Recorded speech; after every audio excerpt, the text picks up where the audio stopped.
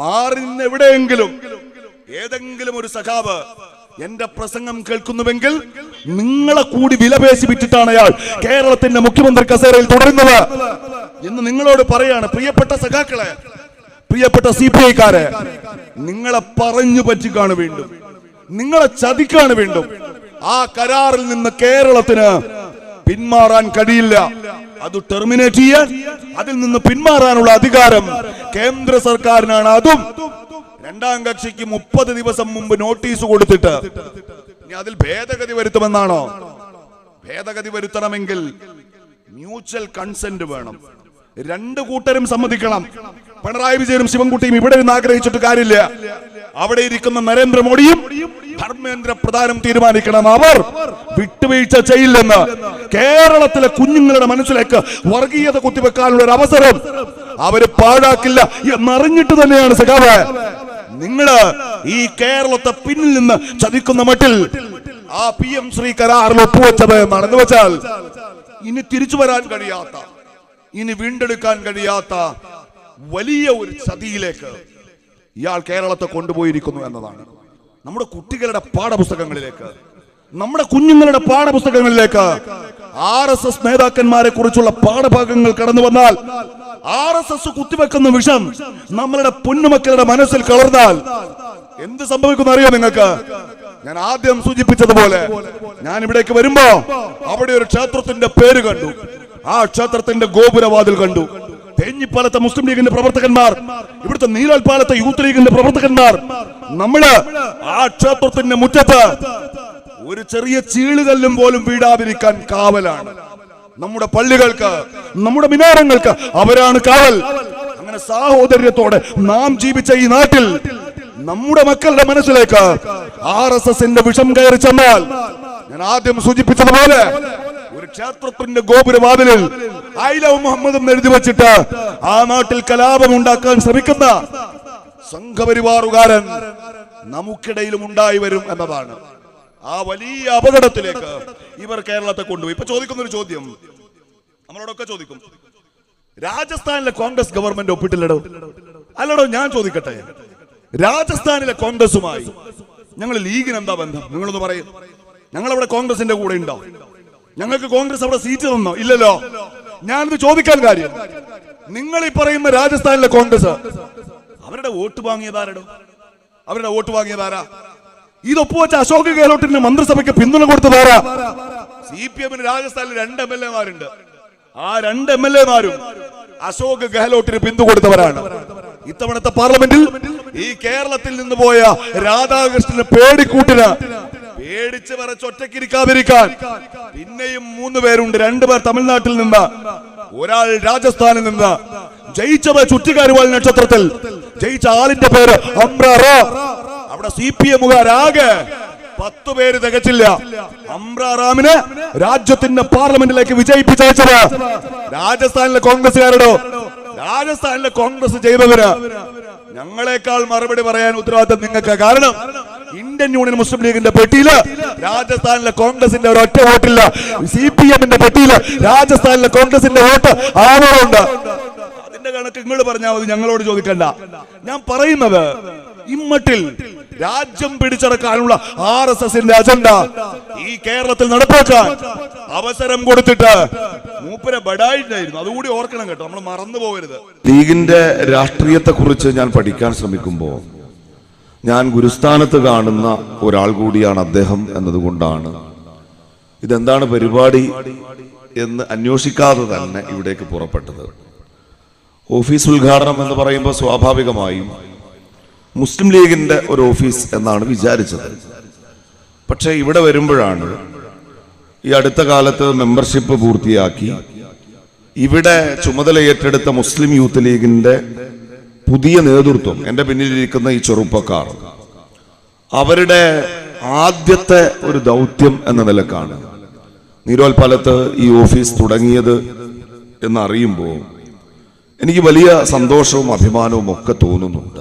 കാരണം നമ്മുടെ ചെറുപ്പക്കാരെ കുറിച്ച്, നമ്മൾ മുതിർന്ന തലമുറക്ക് വല്ലാതെ പരാതികളേറുന്ന ഒരു കാലമാണ്. ഇവർക്ക് നാടിനെ കുറിച്ച്, വീടിനെ കുറിച്ച്, സമുദായത്തെക്കുറിച്ചൊന്നും ഒരാലോചനയുമില്ലാത്ത അവനവനിസത്തിന്റെ ഒരു പ്രപഞ്ചത്തിൽ ജീവിക്കുന്നവരാണ്. തങ്ങൾക്കപ്പുറത്തുള്ള ഒരു ലോകത്തെക്കുറിച്ച് അവരാലോചിക്കാനോ ആ ലോകത്തെ കുറെ കൂടി മെച്ചപ്പെട്ട ഒന്നാക്കി മാറ്റിയെടുക്കുന്നതിൽ അവർക്ക് വലിയ താല്പര്യമില്ല എന്നൊരു പരാതി നമ്മൾ അവരോട് ആവർത്തിച്ച് പറയാറുണ്ട്.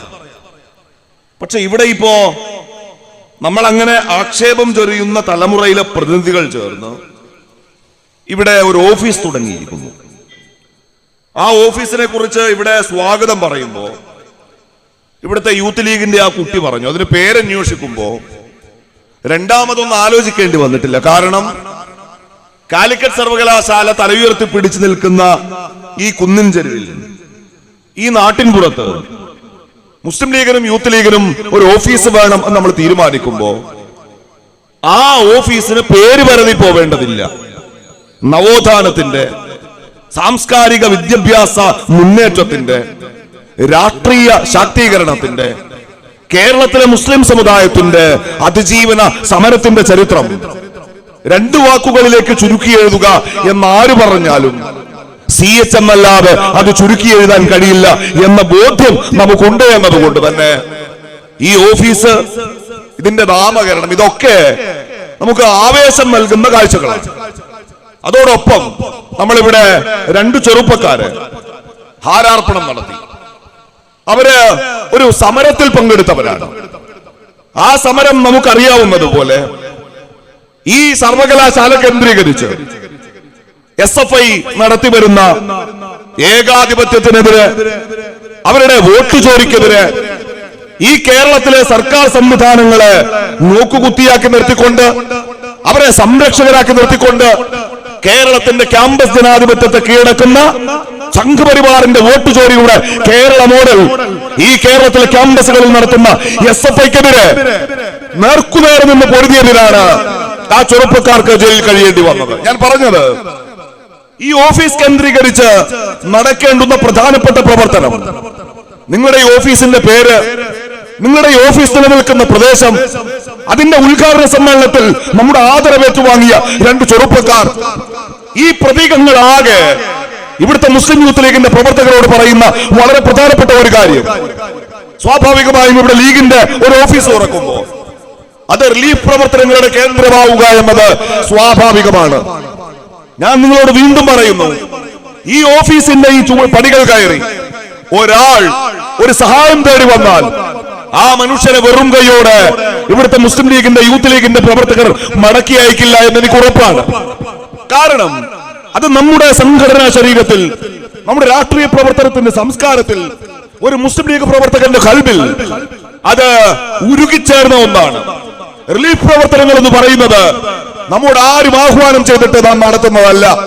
ഒരു വിശ്വാസി എന്ന നിലക്ക്, ഒരു മുസ്ലിം ലീഗ് പ്രവർത്തകൻ എന്ന നിലക്ക് ഈ പ്രദേശങ്ങളിൽ കഴിഞ്ഞ കാലങ്ങളിൽ നമ്മൾ നടത്തി പോന്നിട്ടുള്ള പ്രവർത്തനങ്ങളാകെ ഈ ഓഫീസ് കേന്ദ്രീകരിച്ച് ഏകോപിപ്പിക്കാൻ നമുക്ക് കഴിയണം.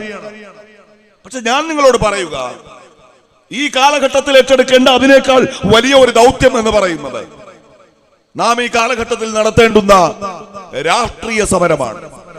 മുസ്ലിം ലീഗിന്റെ, യൂത്ത് ലീഗിന്റെ പ്രവർത്തകരെ സംബന്ധിച്ചിടത്തോളം ഞാൻ ആദ്യം സൂചിപ്പിച്ചതുപോലെ ഏത് തടവറയ്ക്കുള്ളിൽ അവരടക്കാൻ ശ്രമിച്ചാലും, ഏത് ഇരുമ്പഴികൾക്ക് പിന്നിൽ അവർ തളയ്ക്കാൻ ശ്രമിച്ചാലും അടങ്ങാത്ത സമരാവേശത്തോടെ ഈ രാജ്യത്തിന്റെ തെരുവുകളിൽ ഇരമ്പിക്കയറുന്ന സമരത്തിലമാലകൾ തീർക്കേണ്ട ഒരു കാലമാണിത്. കാരണം നമ്മുടെ നാട് അതിനിർണായകമായ ഏറ്റവും രാഷ്ട്രീയ പ്രാധാന്യമുള്ള ദിവസങ്ങളിലേക്ക് പ്രവേശിക്കാനിരിക്കുകയാണ്.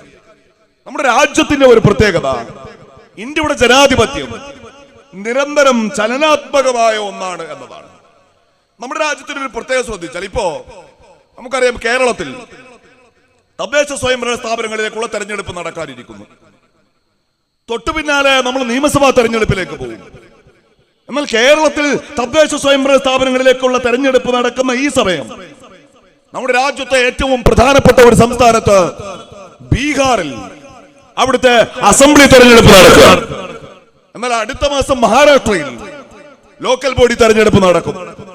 വരാനിരിക്കുന്ന ഏപ്രിൽ മാസത്തോടെ കേരളം, തമിഴ്നാട്, പശ്ചിമ ബംഗാൾ, ആസാം അടക്കമുള്ള സംസ്ഥാനങ്ങൾ വരാനിരിക്കുന്ന വർഷം നിയമസഭാ തെരഞ്ഞെടുപ്പിലേക്ക് പോകും. ചിലരൊക്കെ പറയും ഇത് വലിയ അസൗകര്യമാണ്, എല്ലാ കൊല്ലവും രാജ്യത്ത് എവിടെയെങ്കിലും തെരഞ്ഞെടുപ്പ് നടക്കുക, അതിന്റെ ഭാഗമായി കോഡ് ഓഫ് കോണ്ടക്ട് വരിക, അതുകൊണ്ട് ഇത് പറ്റൂല. എല്ലായിടത്തേക്കും നിങ്ങളുടെ ഈ നീലോൽപാലം വാർഡ് മുതൽ നിങ്ങൾ പ്രദാനം ചെയ്യുന്ന മലപ്പുറം പാർലമെന്റ് നിയോജക മണ്ഡലം വരെ ഒരൊറ്റ ദിവസം ഒറ്റ തെരഞ്ഞെടുപ്പ്. അതാണിപ്പോ രാജ്യത്ത് BJP മുന്നോട്ട് വെക്കുന്ന ഒരു അജണ്ട, ഒരു രാജ്യം ഒരു തെരഞ്ഞെടുപ്പ്. നിരന്തരമായി തെരഞ്ഞെടുപ്പുകൾ, ഈ വോട്ടെടുപ്പ്, അതിനുവേണ്ടി വരുന്ന ചെലവ്, അത് നഷ്ടമാണ് എന്ന് പറഞ്ഞ് രാജ്യത്ത് ഒരു രാജ്യം ഒരു തെരഞ്ഞെടുപ്പ് പദ്ധതി നടപ്പാക്കാൻ ശ്രമിക്കുന്നവർ BJP-ക്കാർ അവിടെ ഉണ്ട്. പക്ഷെ നമ്മൾ ഇതിനകത്ത് കാണുന്ന പോസിറ്റീവായ ഒരു സംഗതി, ഇപ്പൊ കേരളത്തിൽ തെരഞ്ഞെടുപ്പ് നടക്കുന്നു, ബീഹാറിൽ തെരഞ്ഞെടുപ്പ് നടക്കുന്നു. ബീഹാറിലെ തെരഞ്ഞെടുപ്പ് നടക്കുമ്പോ നീരോൽപാലത്തെ ഈ വാർഡിൽ ആഴ്ചകൾക്കപ്പുറത്ത് ഈ വാർഡിന്റെ മെമ്പറെ തെരഞ്ഞെടുക്കാൻ ഇവിടുത്തെ മനുഷ്യർ പോളിംഗ് ബൂത്തിൽ അണിനിരക്കുമ്പോ അവിടെ നടക്കുന്ന ഒരു പൊളിറ്റിക്കൽ ഡയലോഗുണ്ട്, അവിടെ നടക്കുന്ന ഒരു രാഷ്ട്രീയ സംവാദമുണ്ട്. അത് ഇവിടുത്തെ ഭരണപക്ഷവും ഇവിടുത്തെ പ്രതിപക്ഷവും തമ്മിലാണ്. ഭരണപക്ഷം എന്ന് പറയുന്ന 5 വർഷത്തേക്ക് കേരളത്തിൽ അധികാരം ലഭിച്ച ഗവൺമെന്റ് അവർ ഓഡിറ്റ് ചെയ്യപ്പെടുന്നു, അവർ വിമർശിക്കപ്പെടുന്നു. കഴിഞ്ഞ ഇത്രയും കാലം അവർ എന്തു ചെയ്യുകയായിരുന്നു എന്ന് ചോദിക്കാൻ, അവർ പോകുന്ന വഴി തെറ്റെങ്കിൽ അത് തിരുത്താൻ, അവർക്കൊരു അടി കൊടുക്കാൻ, അവരെ ശാസിക്കാൻ ജനാധിപത്യത്തിലെ ഒരു ഗവൺമെന്റിനോട് ഞങ്ങൾ നിങ്ങളുടെ കൂടെ ഇല്ല എന്ന് ജനങ്ങൾക്ക് പ്രഖ്യാപിക്കാൻ ഈ തെരഞ്ഞെടുപ്പുകൾ അവസരമായി മാറുന്നു എന്നതാണ്. അടിക്കടി നടക്കുന്ന ഈ തെരഞ്ഞെടുപ്പുകളാണ് രാജ്യത്തിന്റെ ഏതെങ്കിലും ഒരു കോണിൽ നരേന്ദ്രമോദി എന്ന പ്രധാനമന്ത്രി മുതൽ ആ വാർഡിലെ ജനപ്രതിനിധി വരെ നിരന്തരം വിചാരണ ചെയ്യപ്പെടുന്ന ഒരു രാഷ്ട്രീയ സംവാദം നടക്കുന്നു എന്നതാണ് നമ്മുടെ ജനാധിപത്യത്തിന്റെ ശക്തി എന്ന് പറയുന്നത്. ഞാനിത് ഇത്രയും നിങ്ങളുടെ മുന്നിൽ പറഞ്ഞു വച്ചത്, ദിവസങ്ങൾക്കപ്പുറത്ത് ഈ കേരളത്തിൽ ഇതാ ഒരു തെരഞ്ഞെടുപ്പിന്റെ ആരവങ്ങൾ ഉയരാൻ പോകുന്നു. നമ്മുടെ തദ്ദേശ സ്വയംഭരണ സ്ഥാപനങ്ങളിലേക്കുള്ള തെരഞ്ഞെടുപ്പിലേക്ക് പോവുകയാണ്. അത് കഴിഞ്ഞാൽ ഞാൻ ആദ്യം സൂചിപ്പിച്ചതുപോലെ കേരളത്തിന്റെ നിയമസഭാ തെരഞ്ഞെടുപ്പ് നടക്കണം.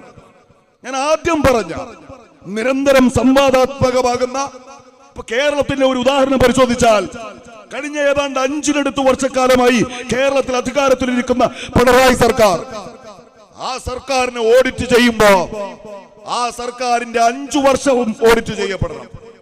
2ാം LDF മന്ത്രിസഭ, 1ാം LDF മന്ത്രിസഭ, കേരളത്തിന്റെ ചരിത്രത്തിലാദ്യമായി ഒരു ഗവൺമെന്റ് കഴിഞ്ഞ അരനൂറ്റാണ്ട് കാലത്തിനിടയിൽ ഭരണത്തുടർച്ച ഉണ്ടാക്കുമ്പോ പിണറായി വിജയൻ എന്നൊരു ഒറ്റ വ്യക്തി ആ 2 മന്ത്രിസഭകളുടെയും മുഖ്യമന്ത്രിയാകുമ്പോ ഈ 2 ഭരണകാലയളവുകളും കഴിഞ്ഞ 10 വർഷക്കാലത്തെ കേരളത്തിന്റെ സാമൂഹ്യ രാഷ്ട്രീയ മുന്നേറ്റം അവിടെ വിലയിരുത്തപ്പെടേണ്ടതുണ്ട്. ഇനി രാജ്യത്തെ ഒരു തെരഞ്ഞെടുപ്പ് നടക്കുമ്പോഴോ, ബീഹാറിലെ തെരഞ്ഞെടുപ്പ് നടക്കുമ്പോഴോ, ആ തെരഞ്ഞെടുപ്പിൽ BJP-യുടെ ക്യാമ്പയിൻ രാജ്യത്തിന്റെ പ്രധാനമന്ത്രി നേതൃത്വം കൊടുക്കുമ്പോഴോ, നരേന്ദ്രമോദി ഇന്ത്യയുടെ പ്രധാനമന്ത്രിയായിരുന്ന 11 വർഷക്കാലം അവിടെ വിലയിരുത്തപ്പെടേണ്ടതുണ്ട്. ഞാൻ അത് പറഞ്ഞു വച്ചത്, സമീപകാലത്ത് നമ്മുടെ രാജ്യത്തിന്റെ രാഷ്ട്രീയത്തിൽ സംഭവിക്കുന്ന വലിയൊരു മാറ്റമുണ്ട്. നമ്മളിപ്പോ ജീവിക്കുന്നത് കണ്ണുകെട്ടിയ ഒരു ജനാധിപത്യത്തിനകത്താണ്. ഞാൻ ആദ്യം സൂചിപ്പിച്ചതുപോലെ രാജ്യം ഭരിക്കുന്നവരുടെ ഭരണത്തിന്റെ നേട്ടങ്ങളെ, അവരുടെ കോട്ടങ്ങളെ മാധ്യമങ്ങളിലൂടെ, പൊതുമണ്ഡലത്തിലൂടെ ജനങ്ങൾ വിചാരണ ചെയ്യുന്ന, തെറ്റെങ്കിൽ അവരെ തിരുത്തുന്ന, അവരെ ആട്ടിപ്പുറത്താക്കുന്ന, അവർ ശരിയാണെങ്കിൽ അവരെ തുടരാൻ അനുവദിക്കുന്ന ജനാധിപത്യത്തിന്റെ കരുത്ത് അത് ചോർത്തിക്കളയുന്ന ഒരു പ്രൊപ്പഗണ്ട ക്യാമ്പയിൻ രാജ്യത്ത് ഇപ്പൊ ശക്തിപ്പെട്ടു വരുന്നു എന്നതാണ് ഒരൊറ്റ ഉദാഹരണം. യമുന നദി രാജ്യത്തെ വളരെ പ്രധാനപ്പെട്ട ഒരു നദിയാണ്, നമുക്കറിയാം. ഗംഗ, യമുന, ഈ 2 നദികളെ കുറിച്ച് പഠിക്കാത്ത ആരുമില്ല ഇവിടെ. ഇതിനകത്ത് ഈ യമുന നദിയുടെ ഒരു പ്രത്യേകത, ഗംഗ പോലെ തന്നെ, ഞാനിപ്പോ യമുനയുടെ കാര്യം പറയുന്നത് കൊണ്ട് ഗംഗാ നദിയുടെ ഇതിലേക്ക് പോകുന്നില്ല എന്നുള്ളൂ. ആ നദി അങ്ങേയറ്റം മലിനീകരിക്കപ്പെട്ട ഒരു ജലസ്രോതസ്സാണിപ്പോ. നമ്മുടെ BJP ഗവൺമെന്റ് ഇന്ത്യയിൽ വന്നപ്പോ അവർ ഈ യമുന നദി ശുദ്ധീകരിക്കാൻ ഒരു പദ്ധതി പ്രഖ്യാപിച്ചു. 1ഉം 2ഉം കോടി രൂപയല്ല, 10,000 കോടി രൂപയുടെ പ്രൊജക്റ്റാണത്. യമുനാ നദിയിലെ അതിന്റെ തീരത്തുള്ള ഫാക്ടറികളിൽ നിന്ന് ഒഴുകിയടിയുന്ന വിഷവസ്തുക്കൾ നീക്കി അതിനകത്തേക്ക് ഒഴുകിയെത്തുന്ന വിസർജ്യ പൈപ്പുകൾ മാറ്റി അതിന്റെ ജലം ശുദ്ധീകരിച്ച് അതിന്റെ സീവേജ് മെയിൻറ്റെയിൻ ചെയ്ത് യമുനാ നദിയെ ഒരു പുണ്യ നദിയായി, ഒരു വിശുദ്ധ നദിയായി, കുടിക്കാനും കുളിക്കാനും ഉപയോഗിക്കാൻ കഴിയുന്ന വെള്ളമൊഴുകുന്ന ഒരു നദിയാക്കി മാറ്റാൻ നരേന്ദ്രമോദി അധികാരത്തിൽ വന്നതിന് ശേഷം രാജ്യത്തിന്റെ പൊതുഖജനാവിൽ നിന്ന് എന്റെയും നിങ്ങളുടെയും നികുതി പണം ചെലവാക്കിയത് ഏതാണ്ട് 9,800 കോടി. ഞാൻ അതിന്റെ കണക്കിലേക്ക് പോവല്ല. ആ 9,800 കോടി എവിടെ ചെലവാക്കി? യമുനാ നദിയെ ഞങ്ങൾ ശുദ്ധീകരിച്ചു. ഈ പുണ്യനദികളിലേക്ക് അഴുക്കൊഴുക്കിയ കോൺഗ്രസ് അല്ല ഞങ്ങൾ, മറിച്ച് ഈ പുണ്യനദികളെ ശുദ്ധീകരിക്കുന്നവരാണ് ഞങ്ങൾ എന്ന വലിയ ഒരു പ്രൊപ്പഗണ്ട ക്യാമ്പയിൻ ഒരു ഭാഗത്ത് BJP നടത്തി. ഇപ്പൊ മിനിഞ്ഞാന്ന് ഉത്തരേന്ത്യയിൽ ഛഠ് പൂജ എന്ന് പറയുന്ന ഒരു ഉത്സവം നടന്നു. ഛഠ് പൂജ എന്ന് വെച്ചാൽ ദീപാവലി കഴിഞ്ഞ് 6ാം നാൾ നടക്കുന്ന ഒരു പൂജയാണ്.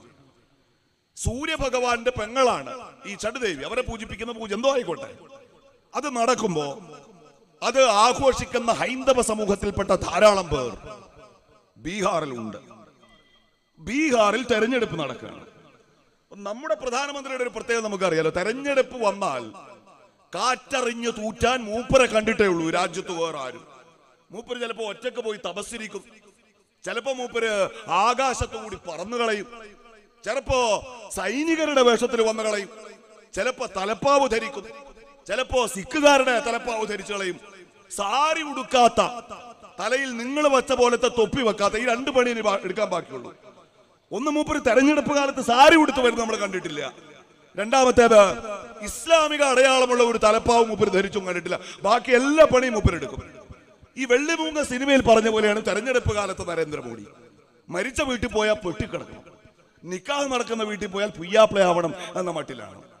അതുപോലത്തെ ഒരു PR ക്യാമ്പയിൻ നരേന്ദ്രമോദി ഡൽഹിയിൽ പ്ലാൻ ചെയ്തു. അതായത് ഛഠ് പൂജയുടെ ഭാഗമായി ശുദ്ധീകരിക്കപ്പെട്ട യമുനാ നദി ഡൽഹിയിലെ വസന്ത് ഘട്ടിൽ നരേന്ദ്രമോദി ആരതി ഉഴിയാനും കുളിക്കാനും ഇറങ്ങുന്നു. ഇതാണ് പ്രചരണം. അങ്ങനെ രാജ്യത്തെ എല്ലാ ചാനലുകളും ഈ യമുനാ നദിയുടെ തീരത്ത് ചെല്ലുന്നു. ഡൽഹി മുഖ്യമന്ത്രി പോകുന്നു. എന്നിട്ട് യമുനാ നദിയിലെ വെള്ളം ഇങ്ങനെ കൈക്കുമ്പിളിൽ കോരിയെടുക്കുന്നു. കോരിയെടുക്കുമ്പോ തെളിനീര് പോലത്തെ വെള്ളം.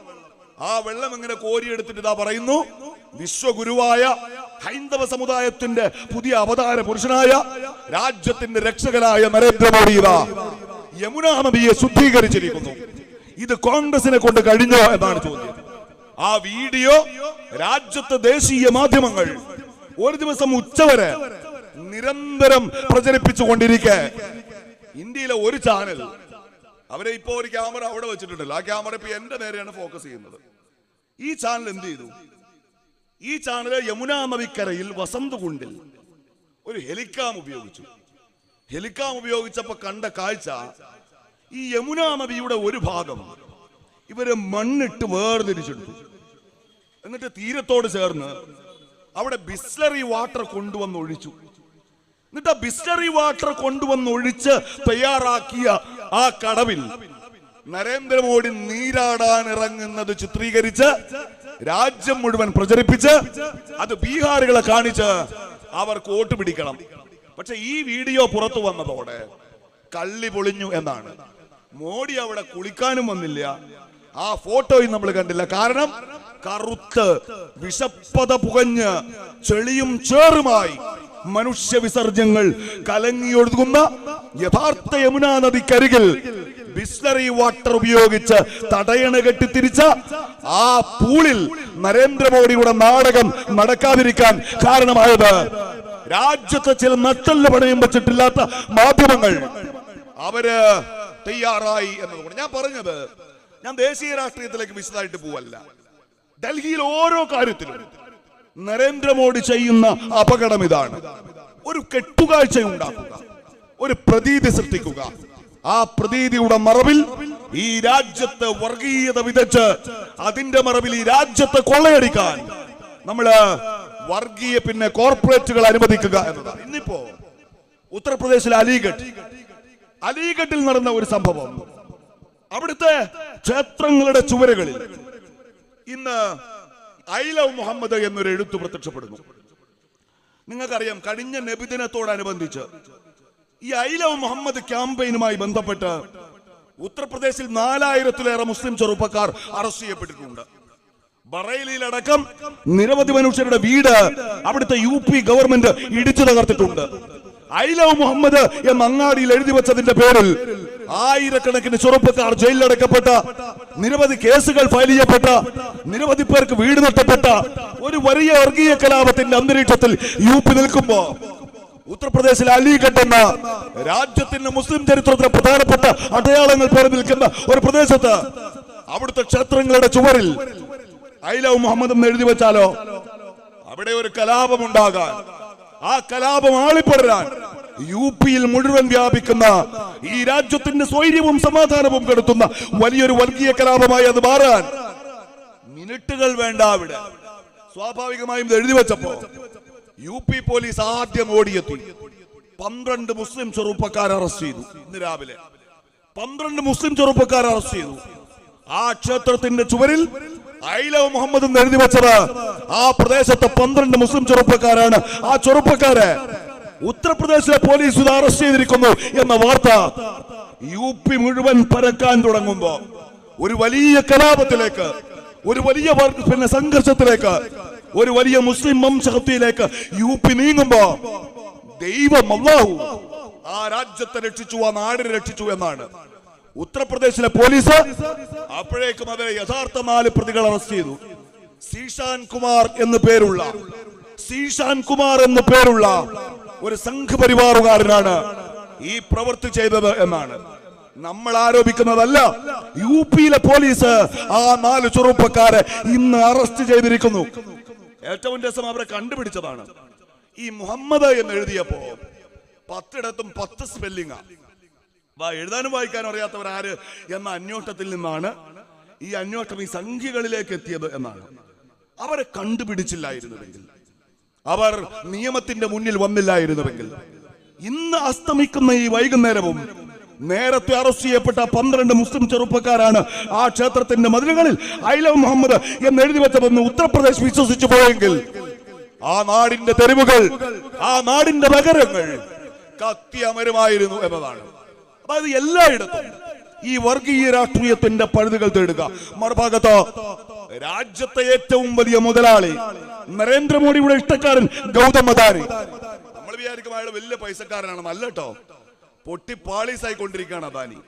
കടം വാങ്ങിയത് തിരിച്ചടക്കാൻ നിവൃത്തിയില്ല അദാനിക്ക്. ആ അദാനിയെ സഹായിക്കാൻ തീരുമാനിച്ചു ആര്? ഇന്ത്യയുടെ പ്രധാനമന്ത്രി നരേന്ദ്രമോദി. എങ്ങനെ? എന്റെ മുൻപിലെ നീരോൽപാലത്തെ ഈ സദസ്, എനിക്ക് ഉറപ്പുണ്ട് നിങ്ങളിൽ 100 പേർക്കെങ്കിലും LICയുടെ ഒരു പോളിസി ഉണ്ടാവും അല്ലേ? അതൊരു സമ്പാദ്യമാണ്, ഒരു സുരക്ഷിതത്വമാണ്. LICയിൽ പണം നിക്ഷേപിക്കാത്തവർ നമ്മുടെ നാട്ടിൽ കുറവാണ്. നമ്മൾ കൊടുത്ത പണം, LICയുടെ കയ്യിലുള്ള പണം 3.5 ലക്ഷം കോടി. 3.5 ലക്ഷമല്ല, 3.5 കോടിയല്ല, പിന്നെയോ 3.5 ലക്ഷം കോടി ഈ അദാനിക്ക് എടുത്തു കൊടുക്കാൻ തീരുമാനിച്ചു കഴിഞ്ഞ ആഴ്ച. ആര്? രാജ്യം ഭരിക്കുന്ന BJP ഗവൺമെന്റ്. നീലോൽപ്പലത്തെ ഒരൊറ്റ LIC പോളിസി ഉടമയും ഇവിടുത്തെ ഒരു സാധാരണക്കാരനും ഇതറിഞ്ഞിട്ടില്ല. നമ്മൾ അറിഞ്ഞത് മതത്തിന്റെ പേരിൽ, ജാതിയുടെ പേരിൽ ഉത്തരേന്ത്യയിൽ BJP ഉണ്ടാക്കുന്ന കലാപങ്ങളെ കുറിച്ച് മാത്രമാണ്. തേഞ്ഞിപ്പാലത്തെ ഒരു ഹിന്ദുവും അതറിഞ്ഞില്ല, തേഞ്ഞിപ്പാലത്തെ ഒരു മുസ്ലിമും അതറിഞ്ഞിട്ടില്ല. നമ്മൾ അറിഞ്ഞത് ആ സംഘർഷങ്ങളെ കുറിച്ചാണ്. അതിന്റെ മറവിലാണ് ഇവിടുത്തെ ഹിന്ദുവിന്റെ, ഇവിടുത്തെ മുസൽമാന്റെ, ഈ രാജ്യത്തെ നികുതി കൊടുക്കുന്ന പൗരന്റെ സമ്പാദ്യം 3.5 ലക്ഷം കോടി രൂപ എടുത്ത് അദാനിക്ക് ദീപാവലി കളിക്കാൻ രാജ്യത്തിന്റെ പ്രധാനമന്ത്രി കഴിഞ്ഞ ആഴ്ച തീരുമാനിച്ചത്. ഇത് ഡൽഹി മോഡലാണ്. ഇനി കേരളത്തിലേക്ക് വന്നാലോ? എനിക്ക് സമയത്തിന്റെ കുറവുണ്ട്. കേരളത്തിൽ ഇപ്പൊ നാളെ വലിയൊരു പ്രഖ്യാപനം നടക്കാൻ വേണ്ടി പോവാണ്. ക്യാൻസർ ചികിത്സയിലായിരുന്നു നമ്മുടെ മമ്മൂക്ക. ഈ കഴിഞ്ഞ ദിവസമാണ് അദ്ദേഹം കൊച്ചിയിൽ മടങ്ങിയെത്തിയത്. ആയിരക്കണക്കിന് ചെറുപ്പക്കാർ, ആരാധകർ മമ്മൂക്കയെ സ്വീകരിക്കാൻ അവിടെ ഉണ്ടായിരുന്നു എന്നാണ്. ചികിത്സയ്ക്ക് ശേഷം മമ്മൂക്ക നാളെ ആദ്യമായി പൊതുവേദിയിലെത്തുകയാണ്. കൂടെ മോഹൻലാലും ഉണ്ട്, ഉലകനായകൻ കമൽഹാസനും ഉണ്ട്. 3 പേർ, 3 സൂപ്പർ താരങ്ങൾ നാളെ തിരുവനന്തപുരത്ത് ഒരു വേദിയിൽ ഒരുമിക്കുകയാണ്. ആ വേദിയിൽ ആ 3 മെഗാ താരങ്ങളെ സാക്ഷി നിർത്തി അവരെ കാണാൻ കൂടിയ 10,000ങ്ങളോട് ഈ കേരളത്തിന്റെ മുഖ്യമന്ത്രി സഖാവ് പിണറായി വിജയൻ വലിയൊരു പ്രഖ്യാപനം നടത്താനിരിക്കുന്നു. എന്താ പ്രഖ്യാപനം? കേരളം അതിദരിദ്രമില്ലാത്ത സംസ്ഥാനമായി മാറിയിരിക്കുന്നു എന്നാണ്. കേൾക്കുമ്പോൾ രസമുള്ള സംഗതിയാണ് അല്ലേ? എന്ന് വെച്ചാൽ കേരളത്തിൽ ഇവിടുന്ന് അങ്ങോട്ട് ഒരൊറ്റ അതിദരിദ്രൻ പോലുമില്ല. നമ്മൾ ചോദിക്കും സ്വാഭാവികമായിട്ടും, ആരാണ് ഈ അതിദരിദ്രൻ? അതിദരിദ്രൻ എന്ന് വെച്ചാൽ കഴിക്കാൻ 3 നേരം ഭക്ഷണമില്ലാത്ത, വൈകുന്നേരമായാൽ പോയി കിടന്നുറങ്ങാൻ ഒരു കൂരയില്ലാത്ത, സ്വന്തമായി ഭൂമിയില്ലാത്ത, രോഗം വന്നാൽ ചികിത്സിക്കാൻ പണമില്ലാത്ത, സ്വന്തമായി വരുമാനമില്ലാത്ത ഒരാൾ എന്ന് വെച്ചാൽ ഭക്ഷണം വേണം, വസ്ത്രം വേണം, പാർപ്പിടം വേണം, ആരോഗ്യം വേണം, തൊഴിൽ വേണം. ഈ 4 കാര്യങ്ങളുള്ള ഒരാൾ, അയാൾ അതിദരിദ്രനല്ല. ഒരു കൂര മതി, 3 നേരം എന്തെങ്കിലും തിന്നാ മതി, എന്തെങ്കിലും ഒരു ജോലി ഉണ്ടായാൽ മതി. അങ്ങനെയുള്ള ഒരാൾ അതിദരിദ്രനല്ല എന്നാണ്. അങ്ങനെ ആരുമില്ലാത്ത എന്ന് വെച്ചാൽ എല്ലാവർക്കും കിടക്കാൻ വീടുള്ള, എല്ലാവർക്കും കഴിക്കാൻ ഭക്ഷണമുള്ള, എല്ലാവർക്കും തൊഴിലുള്ള ഒരു നാടായി കേരളം മാറിയിരിക്കുന്നു എന്ന് സാക്ഷാൽ പിണറായി വിജയൻ നാളെ പ്രഖ്യാപിക്കാൻ വേണ്ടി പോവാണ്. ഒരുപക്ഷെ അതിന്റെ ആഘോഷം ഇവിടെ ഉണ്ടായേക്കാം, നിങ്ങളുടെ വള്ളിക്കുന്നിലും അത് ഉണ്ടായേക്കാം. ഇവിടുത്തെ സഖാക്കളൊക്കെ നാളെ വലിയ ആവേശത്തോടെ പറയും, എന്താണ് ഈ കേരളത്തെ ഇതാ 1 പതിറ്റാണ്ട് കൊണ്ട് പിണറായി വിജയൻ എന്ന ആധുനിക കേരളത്തിന്റെ പരശുരാമൻ ദാരിദ്ര്യമില്ലാത്ത സംസ്ഥാനമാക്കി മാറ്റിയിരിക്കുന്നു എന്ന്. നമ്മൾ പരിശോധിച്ചാൽ ഒറ്റ കാര്യം, നമ്മുടെ ഈ മഞ്ഞ റേഷൻ കാർഡ് ഉണ്ടല്ലോ, എന്താ മഞ്ഞ റേഷൻ കാർഡിന്റെ പ്രത്യേകത? അത് അരിദരിദ്രരായവർക്ക് രാജ്യത്തിന്റെ ഭക്ഷ്യസുരക്ഷാ നിയമത്തിന്റെ ഭാഗമായി 1 മാസം സൗജന്യമായി അല്ലെങ്കിൽ സബ്സിഡി നിരക്കിൽ 35 കിലോ അരി ലഭിക്കുന്ന പദ്ധതിയാണ്. മോഡി കൊണ്ടുവന്നതല്ല, മൻമോഹൻ സിംഗ് കൊണ്ടുവന്നതാണ്. രാജ്യമാകെ നടപ്പാക്കപ്പെടുന്ന പദ്ധതിയാണ്. അതിന്റെ ഭാഗമായി ആ പദ്ധതിയുടെ പരിധിയിൽ വരുന്ന അതിദരിദ്രരായ ആ 35 കിലോ അരി ലഭിച്ചില്ലെങ്കിൽ പട്ടിണി കിടക്കും എന്ന് സർവേ നടത്തി നാം കണ്ടെത്തിയിട്ടുള്ള മഞ്ഞ റേഷൻ കാർഡ് ഉടമകൾ നമ്മൾ സംസാരിക്കുന്ന ഈ നിമിഷം കേരളത്തിൽ 5,90,000 ഉണ്ട് എന്നാണ് കണക്ക്. ഇപ്പൊ 2022 ഇവിടുത്തെ LDF ഗവൺമെന്റ് അവര് സർവേ നടത്തി. അവർ പറഞ്ഞു, ജീവിക്കാൻ നിവൃത്തിയുള്ള കുറെ ആൾക്കാര് ഈ മഞ്ഞ റേഷൻ കാർഡും കയ്യിൽ വെച്ച് അതിന്റെ അരി വാങ്ങി പശുവിനും കോഴിക്കൊക്കെ കൊടുക്കുന്നതായിട്ടും പുറത്ത് വിൽക്കുന്നതായിട്ടും ഞങ്ങളുടെ ശ്രദ്ധയിൽപ്പെട്ടിട്ടുണ്ട്. അതുകൊണ്ട് എന്ത് വേണം, ജീവിക്കാൻ നിവൃത്തിയുള്ള ആരുടെയെങ്കിലും കയ്യിൽ ഈ മഞ്ഞ കാർഡ് ഉണ്ടെങ്കിൽ അത് സറണ്ടർ ചെയ്യണം. സറണ്ടർ ചെയ്തില്ലെങ്കിലോ കാർഡ് ഞങ്ങൾ പിടിച്ചടക്കും, നിങ്ങൾക്ക് ഞങ്ങൾ ഫൈൻ ഇടും. അങ്ങനെ അന്ന് 4,500 പേർ 2022 സെപ്റ്റംബർ മാസത്തിൽ ഈ കാർഡ് സറണ്ടർ ചെയ്തു എന്നാണ്.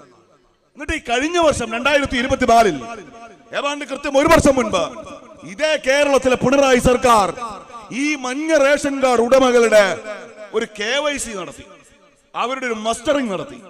ആ മസ്റ്ററിംഗ് പൂർത്തിയായപ്പോഴോ കേരളത്തിൽ മഞ്ഞ റേഷൻ കാർഡ് ഉടമകളുടെ എണ്ണം ഇപ്പോ ഏതാണ്ട് 6.5 ലക്ഷം വരും എന്നാണ് കണക്ക്.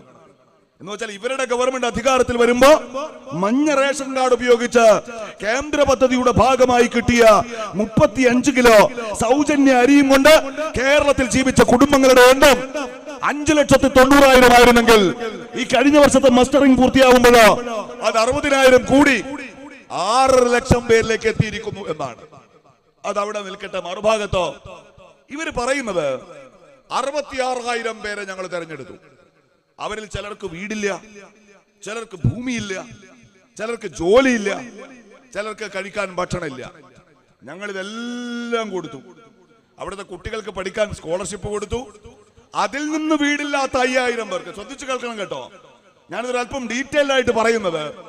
നാളെ നിങ്ങൾ ഈ 3 താരങ്ങളെയും ചേർത്ത് നിർത്തി കൈ ഉയർത്തി പിടിച്ചിട്ട് കേരളത്തിന്റെ മുഖ്യമന്ത്രി സഖാവ് പിണറായി വിജയൻ എന്ന നേതാവ് കേരളത്തെ ഞങ്ങളിതാ 1 പതിറ്റാണ്ട് കൊണ്ട് അതിദരിദ്രമില്ലാത്ത സംസ്ഥാനമാക്കി മാറ്റിയിരിക്കുന്നു എന്ന് പ്രഖ്യാപിക്കുമ്പോ അതിന്റെ സ്ലോ മോഷൻ വീഡിയോ നിങ്ങൾ കാണുമ്പോ കഴിഞ്ഞ തെരഞ്ഞെടുപ്പിൽ സംഭവിച്ച ഒരു അബദ്ധം കേരളത്തിലെ പാവപ്പെട്ട മനുഷ്യർക്ക് ഇനിയൊരു വട്ടം സംഭവിക്കരുത് എന്ന ബോധ്യം കൊണ്ടാണ്, ആ ജാഗ്രത കൊണ്ടാണ് ഞാൻ ഈ കണക്കൊരൽപ്പം വിശദീകരിച്ച് പറയുന്നത്.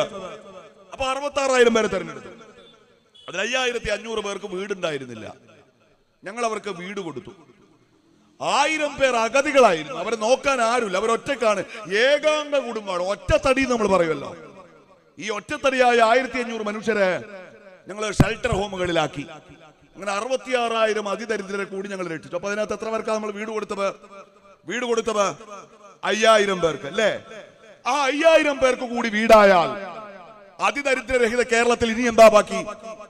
കേരളത്തിൽ വീടില്ലാത്ത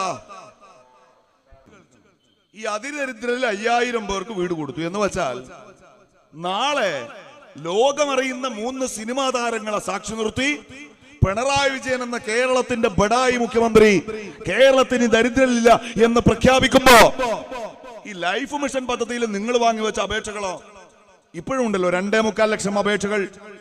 ലൈഫിൽ അപേക്ഷ കൊടുത്തവർ വീടില്ലാത്തവരാണ്, വീടില്ലാത്തവൻ അതിദരിദ്രരാണ്. അപ്പൊ നിങ്ങൾ 2.25 ലക്ഷം വീട് കൊടുക്കൂലേ? അതോ അവർ അതിദരിദ്രരല്ലേ? എന്ന് വെച്ചാൽ ഈ കണക്ക് ഇവിടെ പൊളിയാണ്. ഇതിന്റെ പ്രശ്നം ഈ ലൈഫ് മിഷൻ പദ്ധതി, ഇതിലേക്ക് കേന്ദ്ര സർക്കാർ ഒരു പൈസ തരുന്നുണ്ട്.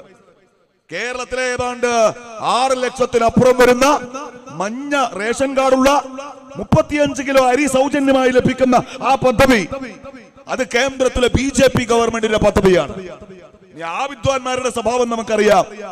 ഈ കേരളത്തിന് കിട്ടേണ്ടത് 1 രൂപയാണെങ്കിൽ അത് 10 പൈസയാക്കി ചുരുക്കുന്നതിൽ ജാഗ്രതയോടെ കണ്ണു നട്ടിരിക്കുന്ന കേന്ദ്രത്തിലെ BJP അവര് ലൈഫിന്റെ ഫണ്ട് വലിക്കും, ഈ അന്ത്യോദയ അന്നയോജനയുടെ ഫണ്ട് വലിക്കും, കേരളത്തിന് കിട്ടാനുള്ള ഫണ്ട് വെട്ടിക്കുറക്കും. എന്ന് വെച്ചാൽ കേരളത്തിൽ നാളെ നടക്കാൻ പോകുന്ന ഈ PR തട്ടിപ്പിന്റെ ബാക്കി പത്രം എന്ന് പറയുന്നത് കേന്ദ്രത്തിൽ നിന്ന് ദരിദ്രർക്ക് ലഭിക്കുന്ന ഫണ്ട് കൂടി തടഞ്ഞു വെക്കാൻ ഇവർ BJPക്ക് അവസരം ഉണ്ടാക്കുന്നു എന്നതാണ്. അവര് ഫണ്ട് തടഞ്ഞു വെച്ചാലുള്ള പ്രശ്നം എന്താ നിങ്ങൾക്ക് അറിയോ? അത് നിങ്ങൾ കണ്ടല്ലോ കഴിഞ്ഞ ദിവസം. ഇവിടുന്ന് 16-ാം തീയതി പാതിരാവിൽ ആ മുന്നണിയിൽ പിണറായി വിജയന്റെ കൂടെ ഇരിക്കുന്ന ഘടക കക്ഷികൾ അറിയാതെ, CPM എന്ന പാർട്ടിയുടെ സംസ്ഥാന സെക്രട്ടേറിയറ്റ് അറിയാതെ, ആ പാർട്ടിയുടെ ദേശീയ നേതൃത്വം അറിയാതെ, സംസ്ഥാന മന്ത്രിസഭയിൽ പിണറായി വിജയന്റെ ഇടത്തും വലത്തും ഇരിക്കുന്ന CPM-ന്റെ മന്ത്രിമാർ പോലും അറിയാതെ പിണറായി വിജയൻ പോയി ഒപ്പിട്ട ഒരു കരാറുണ്ട്. എന്താണ്? PM ശ്രീ കേരളത്തിൽ നടപ്പാക്കാൻ തീരുമാനിച്ചു എന്നാണ്. ഈ തേഞ്ഞിപ്പലം നീരോൽപ്പാലം എന്നൊക്കെ പറഞ്ഞാൽ എനിക്കറിയാം. ഇത് ലീഗുകാർ മാത്രമുള്ള നാടൊന്നുമല്ല, ഇവിടെ മറ്റേ കൂട്ടരുണ്ടാവും. ആര്? സഖാക്കൾ, വിശേഷിച്ച് മാപ്പിള സഖാക്കൾ എന്ന് പറയുന്ന വർഗം. മാറി നിന്ന് സാധുക്കൾ നമ്മളെ കേൾക്കുക കാണും ഒക്കെ ചെയ്യുന്നുണ്ടാവും അല്ലെ? നമ്മൾ അവരെ കാണുന്നില്ലെങ്കിലും അവർ നമ്മളെ കാണുന്നുണ്ടാവും. ഞാൻ ചോദിക്കുന്നത്, നിങ്ങളെ ഈ PM ശ്രീ പദ്ധതിയിൽ ഒപ്പുവെക്കാൻ തീരുമാനിക്കുമ്പോ സഖാക്കളെ, നിങ്ങളുടെ മുഖ്യമന്ത്രി, ഞാൻ നിങ്ങളെ തെറ്റ് പറയല്ല, CPM എന്ന പാർട്ടിയുടെ സംഘടനാ സംവിധാനം എനിക്കറിയാം. ഈ നീരോൽപ്പാലത്തെ പാവപ്പെട്ട മനുഷ്യന് അതിന്റെ പോളിസി മേക്കിങ്ങിലോ അതിന്റെ നയം തീരുമാനിക്കുന്നതിലോ ഇടപെടാൻ കഴിയില്ല എന്ന് മാത്രമല്ല, പിണറായി വിജയൻ എന്ന പൊന്നുതമ്പുരാൻ വള്ളിക്കുന്ന് മണ്ഡലത്തിൽ നവകേരള സദസ്സിന് കെട്ടിയെഴുന്നള്ളുമ്പോ ഇവിടുത്തെ പ്രമാണിമാർക്ക് പിണറായി വിജയനെ രാവിലെ പോയി കാണാം, പിണറായി വിജയന്റെ കൂടെ ബ്രേക്ക്ഫാസ്റ്റ് കഴിക്കാം, പിണറായി വിജയന് തോളത്തു കൈയിടാം, അയാളോടൊപ്പം അവർക്ക് സമയം ചെലവഴിക്കാം. എന്നാൽ നീലോൽപ്പാലത്തെ ബ്രാഞ്ച് സെക്രട്ടറിയോ ഇവിടുത്തെ പാർട്ടി മെമ്പറോ ഈ തേഞ്ഞിപ്പലം പഞ്ചായത്തിലെ CPM-ന്റെ ലോക്കൽ കമ്മിറ്റി സെക്രട്ടറിയോ അയാൾക്ക് രാവിലെ ക്ഷണമില്ല. അയാൾക്ക് ക്ഷണം നട്ടുച്ച കഴിച്ചാൽ വൈകിട്ടാണ്. കത്തിക്കാളുന്ന വെയിലിന് താഴെ ഷർട്ട്, മുണ്ട്, അടിവസ്ത്രം 3ഉം കറുപ്പ് നിറമല്ല എന്ന് ഉറപ്പാക്കി ഊഴം കാത്തു നിന്നാൽ പിണറായി വിജയൻ എന്ന പൊന്നുതമ്പുരാൻ വേദിയിലേക്ക് എഴുന്നള്ളുമ്പോ ബാരിക്കേഡുകൾക്കപ്പുറത്ത് നിന്ന് സഖാവിനെ കണ്ട് ഉൾപ്പുളകം കൊള്ളാം തേഞ്ഞിപ്പാലത്തെ ലോക്കൽ കമ്മിറ്റിക്കും ബ്രാഞ്ച് കമ്മിറ്റിക്കും. അതൊരു ഭാഗത്തുള്ളപ്പോ എന്റെ ചോദ്യം, നിങ്ങൾ എന്തിനാണ് സഖാക്കളെ PM ശ്രീ പദ്ധതിയിൽ ഒപ്പുവെച്ചത്? അപ്പൊ ഇവര് പറയും ഫണ്ട് തടഞ്ഞു വെച്ചു. അതാണ് ഞാൻ പറഞ്ഞത്. കേന്ദ്രം ഇനി കേരളത്തിന്റെ 1 രൂപ ഫണ്ട് തടഞ്ഞു വെക്കുമെന്ന് കേട്ടാൽ സഖാക്കളെ നിങ്ങൾ ഭയക്കണം. കാരണം PM ശ്രീയുടെ ഭാഗമായി 1400 കോടി തടഞ്ഞു വെച്ചപ്പോ 2024 മധുരയിൽ നടന്ന പാർട്ടി കോൺഗ്രസ് അംഗീകരിച്ച, CPM-ന്റെ ദേശീയ കമ്മിറ്റി അംഗീകരിച്ച, ആ പാർട്ടിയുടെ സംസ്ഥാന കമ്മിറ്റി അംഗീകരിച്ച പാർട്ടി പത്രമായ ദേശാഭിമാനി ആവർത്തിച്ച് വിമർശിച്ചെഴുതിയ PM ശ്രീ എന്ന ഈ രാജ്യത്തെ കുട്ടികളുടെ മസ്തിഷ്കത്തിലേക്ക് വർഗീയതയുടെ വിഷം കുത്തിവെക്കാൻ നാഗ്പൂരിൽ RSS തയ്യാറാക്കിയ പദ്ധതി കേരളത്തിലെ സ്കൂളുകളിൽ, ഇവിടുത്തെ പാഠപുസ്തകങ്ങളിൽ, ഇവിടുത്തെ ക്ലാസ് മുറികളിൽ നടപ്പാക്കാം എന്ന് ഉറപ്പ് കൊടുത്തിട്ടാണ് പിണറായി വിജയൻ എന്ന നേതാവ് വന്നത്. ഫണ്ട് തടഞ്ഞു വെച്ചാൽ ഇപ്പോൾ PM ശ്രീ ആണെങ്കിൽ നാളെ ഈ കേരളത്തിന്റെ ഓരോ പിടി മണ്ണും RSS-ന് വിലപേശി വിൽക്കാൻ മടിയില്ലാത്തയാളാണ് കേരളത്തിന്റെ മുഖ്യമന്ത്രി പിണറായി വിജയൻ. മനസ്സിലാക്കിക്കോ നിങ്ങൾ. ഇതിനകത്ത് അപകടം ഇവര് പോയി ഒപ്പുവെച്ചത് ഒക്ടോബർ മാസം 22-ാം തീയതി. പക്ഷെ കരാറിന്റെ അന്തിമ കരട് തയ്യാറാക്കുന്നതോ ഒക്ടോബർ മാസം 16-ാം തീയതി. രസകരമായ കാര്യം, ഈ ഒക്ടോബർ 16 കഴിഞ്ഞ് പിന്നെയുള്ള ബുധനാഴ്ച ഈ കേരളത്തിന്റെ മന്ത്രിസഭാ യോഗം ചേരണം. എനിക്കറിയില്ല CPI ആരെങ്കിലും ഇവിടെ ഉണ്ടോന്ന്. ഉണ്ടെങ്കിൽ അവരും കൂടി കേൾക്കണം. കേരളത്തിന്റെ മന്ത്രിസഭാ യോഗം ചേരുന്നു. അപ്പോ CPIയുടെ മന്ത്രിമാർ സഖാവ് രാജൻ, സഖാവ് ചിഞ്ചുറാണി, സഖാവ് അനില്, 4ാമത്തെ ഒരു മന്ത്രി കൂടി. ആ സാധുവിന്റെ പേര് എനിക്ക് ഇപ്പൊ കിട്ടുന്നില്ല. എങ്ങനെയാണല്ലോ ഈ മന്ത്രിസഭയിൽ 3 പേര് മാത്രമേ ആൾക്കാർക്ക് ഓർമ്മയുള്ളൂ. ഈ 3 തന്നെ ഞാനിപ്പോ കടിച്ചു വെച്ചതാ. ഇവര് ചോദിക്കാണ്, സഖാബേ നമ്മൾ ഈ PM ശ്രീയിൽ ഒപ്പുവെക്കാൻ തീരുമാനിച്ചിട്ടുണ്ടോ? പിണറായി വിജയൻ മുഖം കൊമ്പിട്ടിരുന്നു. ഇയാൾ ഇരട്ട ചങ്കനാണ്, ഇന്ദ്രവെന്തന്മാർക്ക് തടുക്കാൻ പറ്റാത്തവനാണ്, RSSന്റെ ഊരിപ്പിടിച്ച വാളിന്റെ നടുവിലൂടെ നടന്നവരാണ്, ഈ പാർട്ടിയെ ലോകമെങ്ങാനും തിളങ്ങാനും വേണ്ടി അവതരിപ്പിച്ച കാരണഭൂതനാണ്, സൂര്യനാണ് എന്നൊക്കെ പറയുന്ന സഖാക്കൾ മനസ്സിലാക്കിക്കോ. സ്വന്തം മന്ത്രിസഭയിലെ 3 അംഗങ്ങൾ ആ മന്ത്രിസഭയ്ക്കകത്തിരുന്ന് PM ശ്രീയിൽ നമ്മുടെ ഗവൺമെന്റ് ഒപ്പുവെച്ചാൻ തീരുമാനിച്ചോ സഖാബ് എന്ന് ചോദിച്ചപ്പോഴോ പിണറായി വിജയൻ തലകുമ്പിട്ടിരുന്നു, മിണ്ടിയില്ല. 2 ദിവസം കഴിഞ്ഞപ്പോ കേരളത്തെ ചാനലുകളിൽ വാർത്ത വന്നു. എന്താണ് വാർത്ത? PM ശ്രീയിൽ കേരളം ഒപ്പുവെക്കാൻ തീരുമാനിച്ചിരിക്കുന്നു എന്നാണ്. ആ വാർത്ത പുറത്തു വന്നതിന്റെ 2ാം നാൾ എനിക്കുറപ്പുണ്ട്, ഇവിടുത്തെ കൂറുള്ള ഒരു CPM-കാരനുണ്ടെങ്കിൽ, കൂറുണ്ട ഒരു സഖാവുണ്ടെങ്കിൽ അയാൾക്ക് താൻ വഞ്ചിക്കപ്പെട്ടിരിക്കുന്നു എന്ന തിരിച്ചറിവ് നൽകിക്കൊണ്ട് കേരളം ആ വാർത്ത കേട്ടു. എന്താണ്? ഒക്ടോബർ മാസം 16-ാം തീയതി അന്തിമ രേഖ തയ്യാറാക്കി.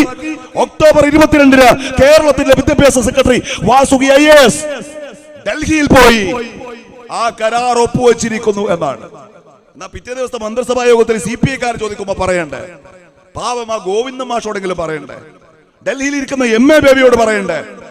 ആരോടും പറയാതെ, സ്വന്തം മന്ത്രിസഭയിലെ സ്വന്തം പാർട്ടിക്കാർ പോലും അറിയാതെ ഞങ്ങളുടെ നാട്ടിൽ നിന്നാണ് കേരളത്തിന്റെ വ്യവസായ വകുപ്പ് മന്ത്രി, അദ്ദേഹം കേരളത്തിന്റെ നിയമവകുപ്പ് മന്ത്രി കൂടിയാണ്, നിങ്ങളുടെ പ്രിയപ്പെട്ട സഖാവ് രാജീവ്. ആ രാജീവിന്റെ നിയമവകുപ്പ് കേരളത്തിലെ ഗവൺമെന്റിന് കൊടുത്ത ലീഗൽ അഡ്വൈസ് എന്താ? ഒപ്പുവെക്കരുത്, ഒപ്പുവെച്ചാൽ അത് കീഴടങ്ങലാവും. ഇതിന്റെ പേരിൽ പണം തടഞ്ഞു വെക്കാൻ, കേരളത്തെ ഭീഷണിപ്പെടുത്താൻ, കേരളത്തെ വരുതിക്ക് നിർത്താൻ, കേരളത്തിന്റെ ഫെഡറൽ അധികാരങ്ങളെ വെല്ലുവിളിക്കാൻ BJPക്ക് അധികാരമില്ല. അതുകൊണ്ട് നമ്മൾ കോടതിയിൽ പോകണം. ഈ നിയമോപദേശം കൊടുത്തത് രാജീവ് മന്ത്രിയുടെ വകുപ്പ്.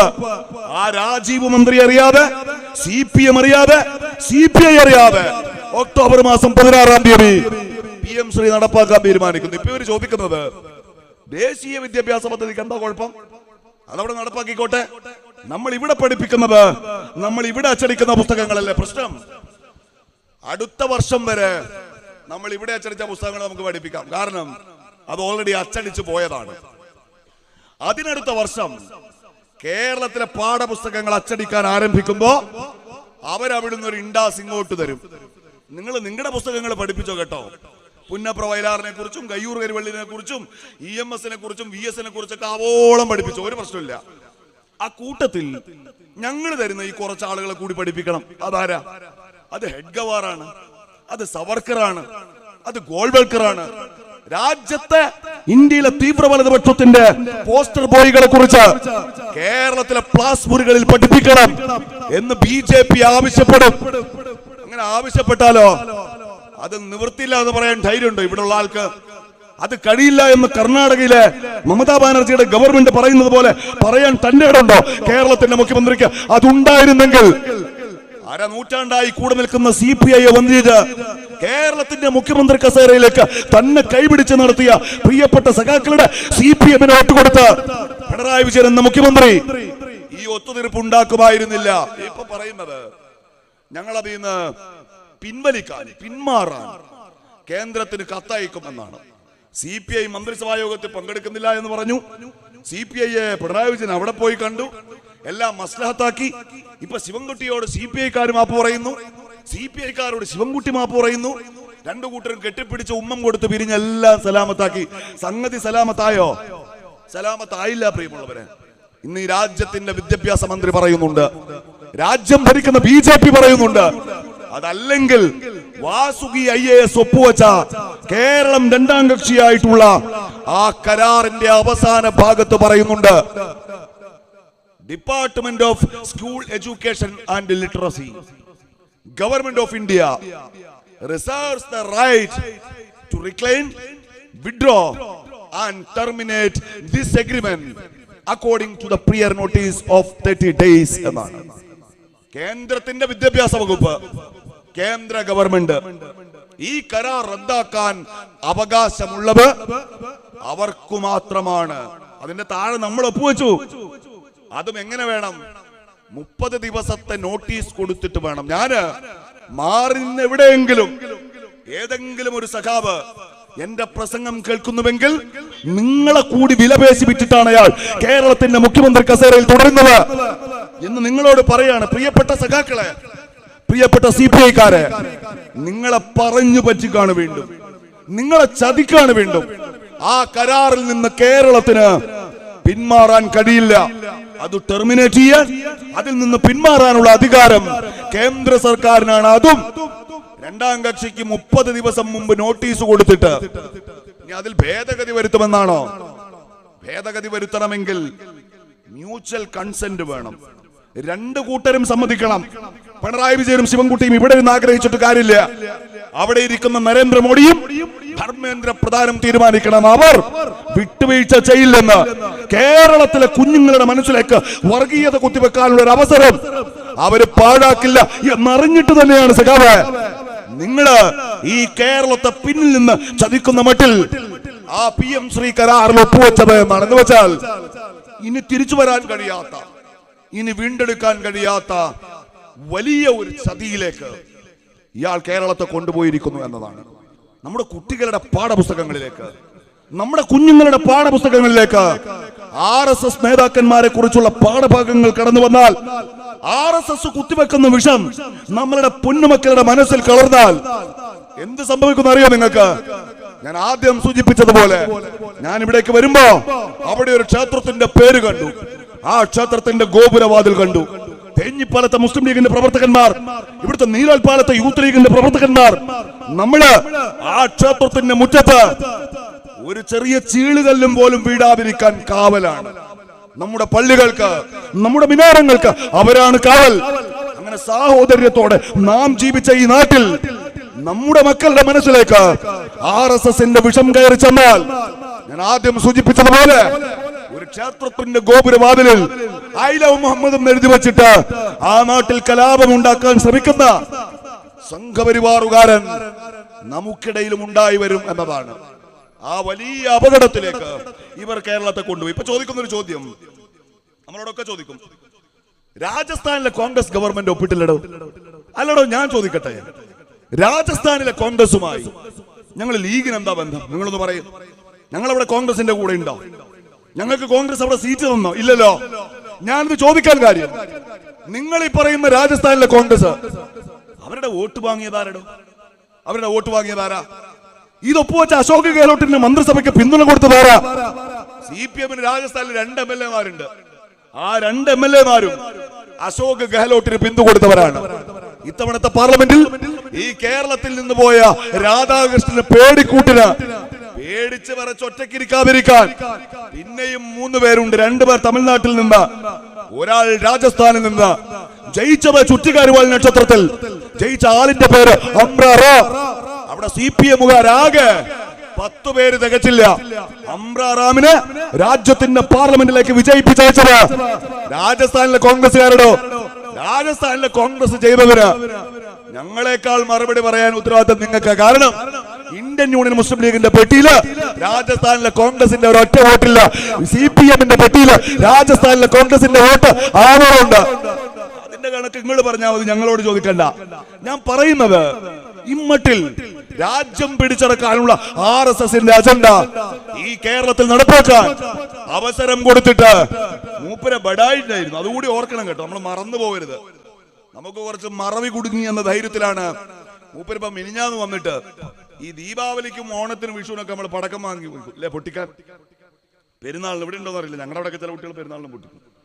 പെരുന്നാളിന് പൊട്ടിക്കാൻ വാങ്ങി വെച്ച പടക്കം നിവൃത്തി കെട്ടിട്ട് 27 അവര് പൊട്ടിക്കേണ്ട അവസ്ഥ കേട്ടിട്ട് നിങ്ങള്. പിണറായി വിജയൻ മിനിഞ്ഞാന്നുണ്ടതാ ഈ PM ശ്രീയിൽ നാണം കെട്ടപ്പോ മൂപ്പര് വന്നിട്ട് എല്ലാം കൂടി ഒന്നാകെ കൂട്ടി. പെൻഷൻ 2000, ആശാ വർക്കർമാരുടെ ശമ്പളം 1000 കൂട്ടി, പെൻഷനൊക്കെ 2000 കൂട്ടിയിട്ട് ഇന്ന് കേന്ദ്ര സംസ്ഥാന ധനകാര്യമന്ത്രി പറയാണ് എന്താ പറയുന്നത്? ഇന്ന് പറയുന്ന കാര്യം കുടിശ്ശികയുള്ള ഒരു മാസത്തെയും പുതിയത് 2000 കൂടി ചേർത്ത് 3600 നവംബർ പാതി ആവുമ്പോഴത്തേക്ക് നിങ്ങളെ കയ്യിലെത്തും. എന്ന് വെച്ചാൽ സ്ഥാനാർത്ഥിയൊക്കെ ആയി, തെരഞ്ഞെടുപ്പിലെ നീരോൽപാലത്തെ LDFന്റെ സ്ഥാനാർത്ഥിയായി, UDF സ്ഥാനാർത്ഥി ഇന്നായി 3600 ആയിട്ട് ഞങ്ങൾ വരാം. എന്നാലോ 3500 കയ്യോടെ രൊക്കം കൈപ്പറ്റിക്കോളി, എന്നിട്ട് ഞങ്ങൾക്ക് വോട്ട് തന്നോളി എന്നാണ് ഈ പറയുന്നത്. ഈ പെൻഷന്റെ കാര്യം നമ്മളൊന്നും ഓർക്കണം കേട്ടോ. ശരിയാണ്, ഇവര് 1600 രൂപ വീതം കഴിഞ്ഞ 10 വർഷമായി പെൻഷൻ തരുന്നുണ്ട്. അവർ പറയുന്ന ഒരു കാര്യം, ഉമ്മൻചാണ്ടി നൽകിയിരുന്ന പെൻഷൻ 600 രൂപയാണ്. നമ്മൾ ഈ കേട്ടവാദി എല്ലാം വിശ്വസിച്ചു പോകരുത്. ഉമ്മൻചാണ്ടി നൽകിയിരുന്ന പെൻഷൻ 600 രൂപ മുതൽ 1500 വരെ ഉണ്ടായിരുന്നു. എന്ന് വെച്ചാൽ നമ്മുടെ നാട്ടിലൊരു ഖദീസുമ്മക്ക് 80 വയസ്സ് കഴിഞ്ഞു. ഖദീസുമ്മാന്റെ ഭർത്താവ് മരിച്ചുപോയി.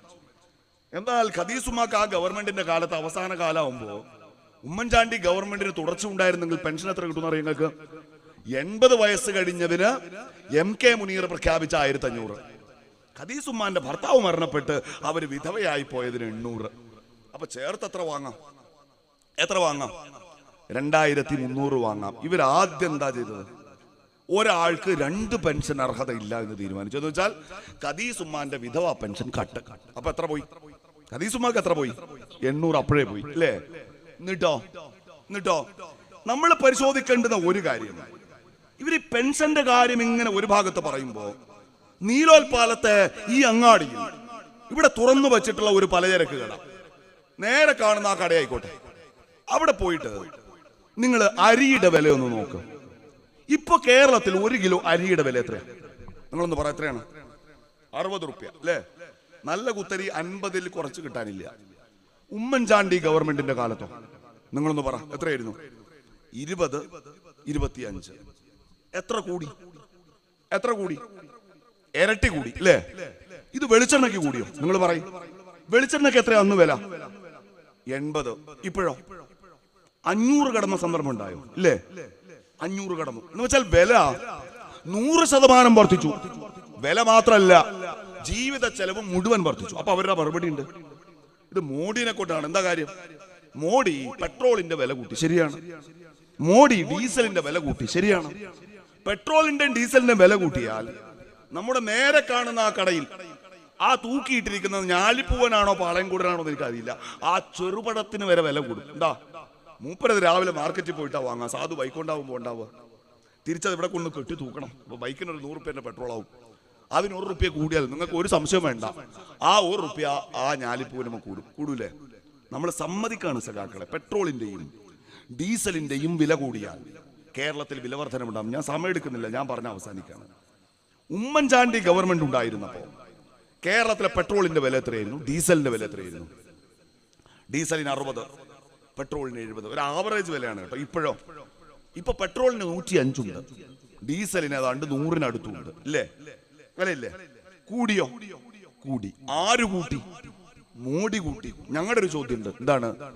മോഡി ഒറ്റക്കാണോ കൂട്ടിയത്? ഞാനിപ്പോ ഇവിടുന്ന് ഹൈവേ നിങ്ങൾ വരുമ്പോ അവിടെ ഒരു പമ്പ് കണ്ടു. ആ പമ്പില് 1 ലിറ്റർ പെട്രോൾ വരുമ്പോ ആ പെട്രോളിന്റെ കോസ്റ്റ് എന്ന് വെച്ചാൽ അതിന്റെ ക്രൂഡ് ഓയിൽ കൊണ്ടുവന്ന് കൊച്ചിൻ റിഫൈനറിയിൽ അത് ശുദ്ധീകരിച്ച് അത് പെട്രോളാക്കി, അത് ഡീസലാക്കി, അത് കണ്ടെയ്നറിൽ കയറ്റി, ടാങ്കറിൽ കയറ്റി നിങ്ങളുടെ തേഞ്ഞിപ്പാലത്തെ പെട്രോൾ പമ്പിൽ എത്തുമ്പോ 1 ലിറ്റർ പെട്രോളിന് ചെലവാകുന്ന രൂപ 66 രൂപ എന്നാണ് കണക്ക്. എത്ര? 66. നീ സാധു പമ്പുകാരനെ ഇപ്പൊ എന്തെങ്കിലും കിട്ടണ്ട, അയാളിപ്പോ ഒരു പരിപാടിയായിട്ടിരിക്കല്ലോ തേഞ്ഞിപ്പാലത്ത്. സാധുവിന് വാടക കൊടുക്കണം, കെട്ടിടം പടുതു, അതിന് ജീവിക്കണം, ആ പെട്രോൾ അടിക്കാൻ നിൽക്കുന്നവർക്ക് ശമ്പളം കൊടുക്കണം. ഇടയ്ക്ക് ലീഗാരും CPM-മാരൊക്കെ വരുമ്പോൾ 10,000 2,000 സാധു പിരിവ് കൊടുക്കണം. അതിനെന്തായാലും ഒരു ലാഭം വേണം. എന്നാ ലാഭം കൂട്ടാം. എത്രയാ 1 ലിറ്റർ പെട്രോളിന് അവർക്ക് കിട്ടുന്നത്? എനിക്ക് അറിയാവുന്ന കണക്കനുസരിച്ച് 4.5 രൂപയുടെയും 5.5 രൂപയുടെ ഇടയ്ക്കാണ്. അപ്പൊ 66-യും 5.5-യും എത്രയായി?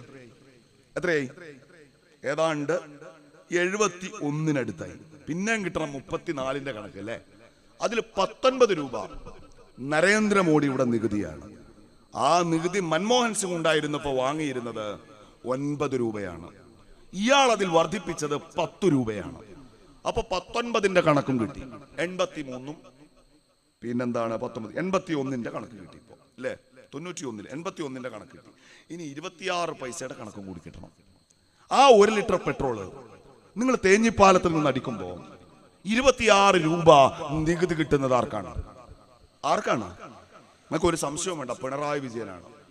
ആ നികുതി ഈ രാജ്യത്ത് ഏറ്റവും അധികം കൊടുക്കുന്ന ജനങ്ങൾ, പ്രിയപ്പെട്ടവരെ, ആ ഗതികെട്ടവർ നരേന്ദ്രമോദിയുടെ ഇന്ത്യയിൽ വിലക്കയറ്റത്തിന്റെ വർത്തമാനകാലത്ത് 1 ലിറ്റർ പെട്രോൾ അടിക്കുമ്പോൾ ഏറ്റവും അധികം നികുതി കൊടുക്കുന്ന ഗതികെട്ടവർ അത് മലയാളക്കരയിലെ 3.5 കോടി മനുഷ്യരാണ്. അതിൽ 3 രൂപ ഇവര് കഴിഞ്ഞതിന് മുന്നത്തെ ബജറ്റിൽ കൂട്ടിയതാണ്. 1 ലിറ്റർ പെട്രോളില് 3 രൂപ സെസ്.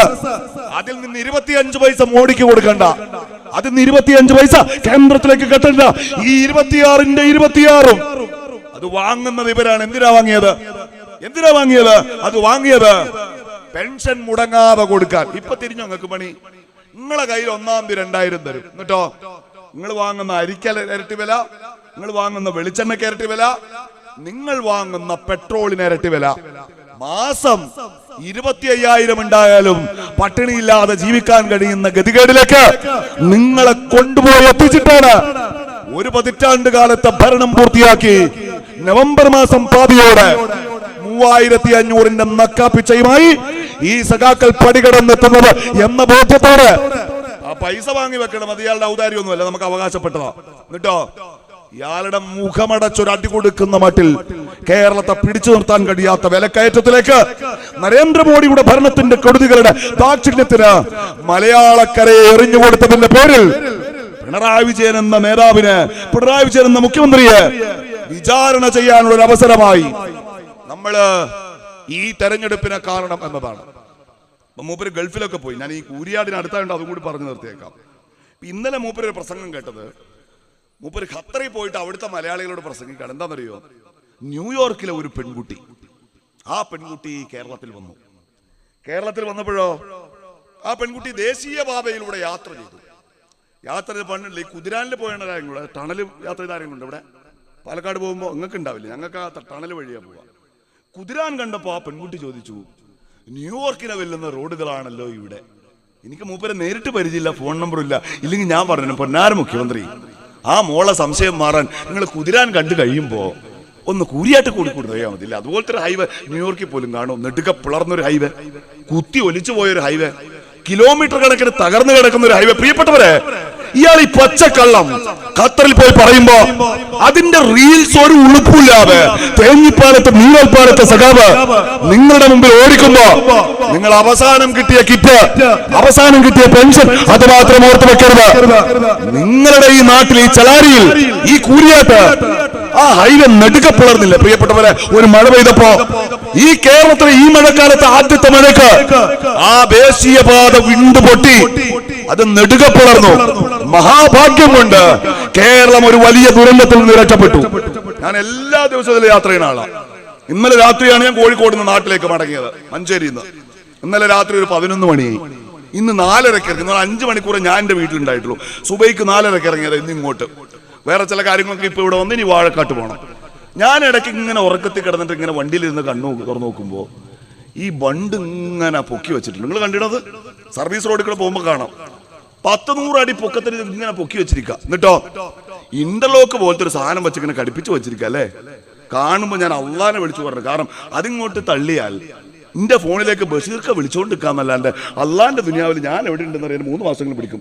ആ ചെക്കൻ്റെ അനുഭവം ഓർമ്മയില്ല നമുക്ക്. അർജുന്റെ 3 മാസം ഉണ്ടാവും. ഷിബുമി ഹയാത്തിലുണ്ടോ മൗത്തായോ? ഇത് കിട്ടാണ്ട് ഇപ്പൊ മൗത്തായി തീർച്ചപ്പെടുത്താൻ നിവൃത്തിയില്ലല്ലോ. നമുക്ക് ഏത് ബോഡി കിട്ടണം എന്ന് വെച്ചാൽ ഞാൻ മരിച്ചോ ജീവിച്ചോ എന്ന് തീരുമാനിക്കാൻ തന്നെ 3 മാസം എടുക്കും. ഇതെന്റെ അനുഭവമല്ല, അത് കെട്ടിവെച്ചതാണ്. 100 അടി ഉയരത്തിൽ മണ്ണിട്ട് ഇങ്ങനെ കെട്ടിപ്പോക്കുക വയലിന്റെ ഒത്ത നടുക്കിലൂടെ. ഈ നാട്ടിൽ ഇപ്രായമുള്ള കാർന്നോമാര് പറഞ്ഞു, ഈ ഗവൺമെന്റിനോട് എഞ്ചിനീയർമാരും, പൊന്നാര സാറേ നിങ്ങൾ അത്രയും പഠിപ്പും വിവരം എഞ്ചിനീയറിംഗ് ഒന്നും നമുക്കറിയില്ല. ഇപ്പൊ ബഷീർഖാന്റെ കൂട്ടിനെ കണ്ടോ, സിവിലാണ്. ഈ സിവിൽ ഒന്നും നമ്മൾ പഠിക്കണ്ടല്ലോ. പാടത്തിന്റെ ഒത്ത നടുക്ക് 2 സിമന്റ് കട്ട ഇങ്ങനെ പൊട്ടി വെച്ചിട്ട് അതിന്റെ ഉള്ളിലേക്ക് മണ്ണിട്ടാൽ മഴ പെയ്യുമ്പോൾ ആ മണ്ണിരിക്കും. ഇതിന്റെ അടി തള്ളിപ്പോവും, അത് വിണ്ടുപോകുന്ന അറിയാൻ നമ്മുടെ നാട്ടിലെ സാധാരണക്കാരുടെ കോമൺ സെൻസ് പോലെ അത് ചെയ്തില്ല. ആ റോഡ് പൊളിഞ്ഞല്ലോ. ഞാൻ നിങ്ങളോട് ചോദിക്കട്ടെ, ഈ റോഡ് പണിത മന്ത്രി ആരാ? ആ മന്ത്രിയെ ഉപരോധിച്ചോ? ആ കോൺട്രാക്ടർക്കെതിരെ കേസുണ്ടോ? ഈ തേഞ്ഞിപ്പാലത്തെ ഡിവൈഎഫ്ഐക്കാരൻ അവിടെ പോയോ? ആ റോഡ് പണിത മന്ത്രിക്കെതിരെ ഒരു വാക്ക് പറഞ്ഞോ? എന്താ പറഞ്ഞില്ല? പാലാരിവട്ടത്തെ ഒരു പാലത്തിൽ ഒരു വിള്ളൽ പോലും വന്നിട്ടില്ല. ആ പാലത്തിന് ബലക്ഷയമുണ്ട് എന്ന് ആരോ പറഞ്ഞപ്പോ എറണാകുളത്തിരിക്കുന്ന നമ്മുടെ ഇബ്രാഹിം കുഞ്ഞ് സാഹിബിന് നേരെ തേഞ്ഞിപ്പാലത്തെ ഡിവൈഎഫ്ഐക്കാരൻ പ്രകടനം നടത്തി. എന്തിനാ? പാലാരിവട്ടം പാലത്തിന്റെ മൊത്തം ഉത്തരവാദിത്തം ഇബ്രാഹിം കുഞ്ഞിന്. എന്നാൽ ഈ ഹൈവേയോ അത് തകർന്നാലോ, അത് പിളർന്നാലോ, അത് പൊട്ടിയൊലിച്ചാലോ? ആ ഹൈവേ അപകടകരമായ നിലയിലാണ് പണിതത് എന്ന് വരുമ്പോ അത് പണിത കേന്ദ്രത്തിലെ മന്ത്രി നിതിൻ ഗഡ്കരിക്കെതിരെ ഒരു വാക്കുമിണ്ടേണ്ടിയിരുന്ന ഡിവൈഎഫ്ഐക്കാരെന്ന് മാത്രമല്ല, ഡിവൈഎഫ്ഐയുടെ മുൻ അഖിലേന്ത്യാ പ്രസിഡന്റ്, കേരളത്തിന്റെ ഇപ്പോഴത്തെ പൊതുമരാമത്ത് വകുപ്പ് മന്ത്രി ആ റോഡ് തകർന്നതിന്റെ പിറ്റേ ആഴ്ച അമ്മോശനെയും കൂട്ടി പോയിട്ട് ബൊക്കെ കൊടുക്കാണ്. ആർക്ക്? ഹൈവേ പണിത മന്ത്രിക്ക്, നിതിൻ ഗഡ്കരിക്ക്. എന്താ കാര്യം അറിയോ? നിങ്ങളെ ഹൈവേ ഇവിടെ പണിത് പോകുന്നില്ല, ഇവിടുന്ന് അങ്ങോട്ട് കാസർഗോഡ് വരെ ഉണ്ടത്. ആ ഹൈവേയുടെ പണിയിൽ വലിയൊരു ഭാഗം കിട്ടിയത് മേഘ കൺസ്ട്രക്ഷൻസ് എന്ന് പറയുന്ന ഒരു കമ്പനിക്കാ. ഇവിടെ പണിതത് വേറെ കമ്പനിയാണ്, പക്ഷേ കാസർഗോഡ് ഭാഗത്തൊക്കെ പണിത് അവരാണ്. ഇവിടുത്തെ പണിത കമ്പനി അടക്കം ഈ മേഘ കൺസ്ട്രക്ഷൻസ് എന്ന് പറയുന്ന കമ്പനിയുടെ പേര് രാജ്യം കേൾക്കുന്നത് ഇലക്ട്രൽ ബോണ്ട് കാലത്താണ്. 50 കോടി രൂപയാണ് ആ കമ്പനി രാജ്യം ഭരിക്കുന്ന BJPക്ക് കൊടുത്തത്. ഞാൻ നിർത്തുകയാണ്. അപ്പൊ BJPക്ക് 50 കോടി കിട്ടി. പ്രിയപ്പെട്ട സഖാവേ, ഷിബു മീരാൻ ഇവിടെ നിന്ന് ചങ്കത്ത് കൈവച്ചു പറയുന്നത് സത്യമാണ്. നിങ്ങളുടെ പാർട്ടിക്ക് കഴിഞ്ഞതിന് മുന്നത്തെ വർഷം സംഭാവന ലഭിച്ചവരുടെ പട്ടിക വെബ്സൈറ്റിൽ ലഭ്യമാണ്. ഷിബു മീരാനും ലീഗ് ഉണ്ടാക്കിയ രേഖയല്ല. ഇന്ത്യയുടെ തെരഞ്ഞെടുപ്പ് കമ്മീഷന് മുൻപാകെ communist party of India Marxist എന്ന നിങ്ങളുടെ പാർട്ടിയുടെ കേരള ഘടകം അവർ കൊടുത്ത കണക്കുണ്ട്. ആ കണക്ക് തുടങ്ങുന്നത് മുത്തൂറ്റ് ഫിനാൻസ്, മലബാർ സിമൻസ്, അങ്ങനെയാണ്.